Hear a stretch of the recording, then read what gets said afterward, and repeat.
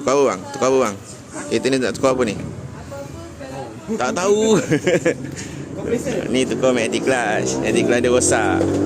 Boleh nampak lah kat situ magnetic clutch dia sengit. Rasa kita dah tukar dryer. Benda ni kita tukar blower dengan blower resistor. Sebab dia angin suka hati dia nak sejuk ke tak. Bukan suka hati nak sejuk, suka hati nak hidup ke tak. Ini kita tukar magnetic clutch juga. Sebab magnetic clutch dia dah rosak kat sini. Pecah lah, tengok ni. Pecah. So yang ni blower Viva.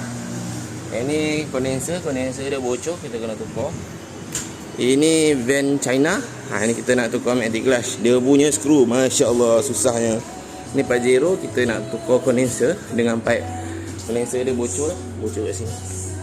Okay, pipe dia bocor dekat semua bahagian sebab dia tambah O-ring punya white tape. White tape tak boleh pasang untuk kereta-kereta. Ni semua kita dah tutup dulu sementara kita nak buat kerja. Okey, itu saja untuk hari ini. Ada lagi satu kat luar, Nazak Citra tukar special bar start open. Okay guys, terima kasih kerana menonton.